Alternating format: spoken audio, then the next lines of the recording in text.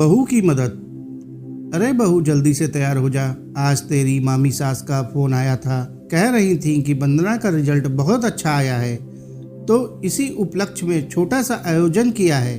घर घर के लोगों को ही बुलाया है, हम सबका खाना आज वहीं है।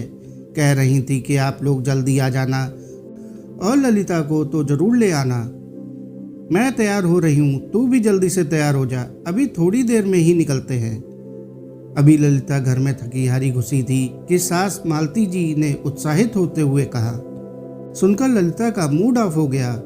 कहाँ तो सोचा था कि घर जाकर थोड़ा आराम करूंगी, अब मम्मी जी के मैके जाना पड़ेगा। सब जानती थी वो कि मामी सास क्यों बुला रही हैं। एक पल के लिए उसके पैर वहीं जम गए। उसे वहां चुपचाप खड़ा देखकर मालती जी ने कहा, अरे बहू जल्दी कर, हमें जल्दी ही बुलाया है, जाकर थोड़ी बहुत उनकी मदद कर देंगे। तेरी मामी सास को तो घर का खाना ही पसंद है, इसलिए कोई महाराज भी नहीं लगाती। अब हम तो घर के लोग हैं, जाकर सिर्फ खाते हुए ही तो अच्छा नहीं लगता। उनकी बहू ने भी कहा है कि ललिता भाभी को जरूर लेकर आना, इसलिए थोड़ी बहुत मदद करवा देंगे।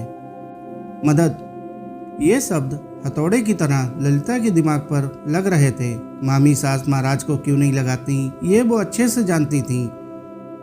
और इस मदद सब से तो उन लोगों का दूर दूर तक का कोई नाता नहीं था। मम्मी जी जाती हैं उन लोगों की मदद करने के लिए, पर वो लोग तो खुद ही सारा काम ललिता पर डालकर आराम फरमाने बैठ जाते हैं। भला कौन मदद करता है उसकी? सब तो बैठ जाते हैं पंचायती करने के लिए और बहू होने के नाते लगा देते हैं ललिता को काम पर। अब 25-25 लोगों का खाना बनाना कोई मामूली बात तो है नहीं, और ऐसा भी नहीं कि कुछ तैयारी पहले से ही करके रख दी हो।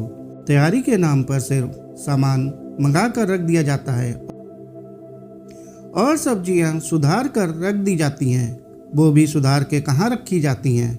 सभी मौसी सास और मामी सास बैठकर पंचायती करते समय साफ कर रही होती हैं। इस बीच में ललिता को चाय का ऑर्डर भी दे जाती हैं। साथ ही साथ तारीफों के झाड़ पर भी उसकी सास मालती जी को चढ़ाती जाती हैं। अरे मालती जी, वाकई बड़ी खूब किस्मत पाई है आपने, जो इतनी अच्छी बहू मिली है। भाई कुछ भी हो, कहना पड़ेगा, ललिता पूरा काम संभाल लेती है। ये होती है तो हम बेफिक्र हो जाते हैं।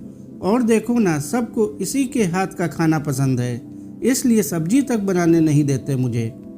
नहीं तो मैं कम से कम सब्जी तो बनाकर रख ही सकती हूँ। मामी सास अपनी चिकनी चुपड़ी बातों को कहती तो मालती जी अपनी बहू पर बलिहारी जाती। लेकिन अभी पिछली बार की ही बात है, नाना ससुर जी का श्राद्ध था। मामी सास ने अपनी ननदों के परिवारों को और अपनी बहनों के परिवारों को बुलाया था। कुल मिलाकर 40 लोग हो गए थे। उस दिन भी मालती जी ने ललिता की छुट्टी करवा दी, क्योंकि श्राद्ध तो सुबह ही निकलना था। लेकिन घर के कामकाज में ही 11 बज गए। तब तक तो मामी जी के 3-4 बार फोन आ गए। अरे जिज्जी, कब तक आओगी? और मालती जी इसी बात पर अपनी भाभी पर बलिहारी जा रही थी कि भाभी का उनसे कितना प्रेम है। इस बार तो ललिता ने भी सोचा कि अब मम्मी सास की बहू आ चुकी है तो चलो मदद तो मिल ही जाएगी। मदद क्या मिल जाएगी, बल्कि मैं उसकी मदद कर दूंगी, आखिर मेरी देवरानी जो ठहरी। पर जब ललिता वहां पहुंची तो कोई तैयारी नहीं थी। मामी जी ने तो थोड़े से आटे की पूड़ी बनाकर मिठाई और सब्जी बाजार से मंगाकर भोग लगा दिया था और अब ललिता का इंतजार हो रहा था। जब मालती जी ने इस बारे में पूछा तो मामी जी बोली, अरे सबको ललिता के हाथ का ही खाना पसंद है, इसलिए महाराज नहीं लगाया, और बहू अभी नहीं है, उससे इतना काम नहीं होता। ललिता को तो आदत हो चुकी है, वैसे भी सबका बुलावा तो दोपहर का है। मालती जी ने तो कुछ नहीं कहा, पर ललिता को सब कुछ समझ में आ रहा था। महाराज के पैसे बचाने के चक्कर में उससे सारा काम करवा लिया जाता है और अब नई बहू के होते हुए भी ललिता को ही काम पर लगाया जा रहा है। पर मालती जी के कारण वहाँ ललिता को ही काम पर लगना पड़ा। यहाँ तक कि उनकी बेटी वंदना भी ललिता की मदद के लिए नहीं आई और सहेलियों के साथ घूमने चली गई। इस कारण इस बार चाहे कुछ भी हो जाए, ललिता ने मन पक्का कर लिया था, उसे महाराज की कोई जगह नहीं लेनी, चाहे कुछ भी हो जाए। उसे अब अपने आप को इस्तेमाल करने से रोकना है। सोचते सोचते ललिता ने कहा, मैं शाम को आ जाऊंगी, आप चाहो तो अभी चले जाओ, लेकिन मामी जी को तो तेरे हाथ का खाना पसंद है और उन्होंने खास कर कहा है कि ललिता को लेकर आना। मालती जी बोली, मम्मी जी वो तो सब ठीक है, पर मैं अभी अभी तो आई हूँ, थक चुकी हूँ, शाम को ही आऊँगी। अरे कभी कभार तो चलता है, रोज़ तो आकर आराम करती ही हो ना। मालती जी पूरा जोर लगाते हुए बोली, पर इस बार तो ललिता पूरी तरह से तैयार थी। नहीं मम्मी जी, आज बाकी मुझ में हिम्मत नहीं, मैं शाम को ही आऊँगी। वैसे भी मैं कोई महाराज तो नहीं जो इतने लोगों का खाना बनाती रहूँ।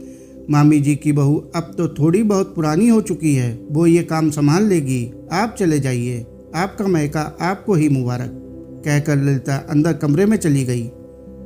मालती जी को ललिता का ये सब कहना बुरा लगा, पर समझ में तो उन्हें भी आ रहा था। खैर उन्हें तो अपने मैके जाना ही था, तो वो अपने मैके पहुंच गईं। जाकर देखा तो वहां इस बार भी कोई तैयारी नहीं थी। ललिता को उनके साथ ना देखकर मामी जी बोली, अरे जिज्जी आप अकेली आई हो, ललिता कहाँ है? भाभी आज वो बहुत थक गई थी, इसलिए वो नहीं आ पाई, वो शाम को ही आएगी। ये सुनते ही मामी सास के पैरों तले जमीन खिसक गई। अब इतनी जल्दी महाराज कहाँ से मिलेगा? ऊपर से इतना सामान मंगा लिया वो अलग। अब काम को देखकर मामी जी उनकी बहू और बेटी के हाथ पैर फूल रहे थे। बहू ने तो हाथ खड़े कर दिए कि मुझसे इतना काम तो नहीं होगा, या तो मिलकर मदद करवाओ या फिर किसी महाराज को बुलवाओ। मालती जी को भी समझ में आ गया कि उनकी बहू का सिर्फ इस्तेमाल होता था। आखिरकार बहू और बेटी दोनों मिलकर रसोई में लगीं। इधर मामी जी और मालती जी सब्जियां सुधारने लगीं, लेकिन खाना बनने तक सबकी हालत पस्त हो चुकी थी। शाम को जब मेहमान आने लगे तब तक वो तैयार भी नहीं हो पाई थी।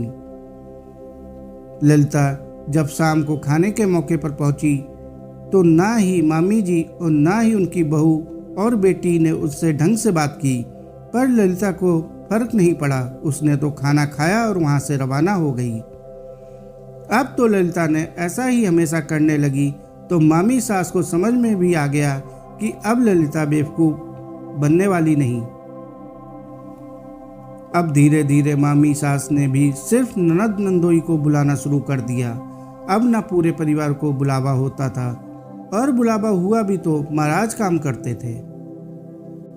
साथियों, आपको यह कहानी कैसी लगी कमेंट करके जो बताएं। कहानी अच्छी लगी हो तो कहानी को लाइक और चैनल को सब्सक्राइब कर लें। धन्यवाद।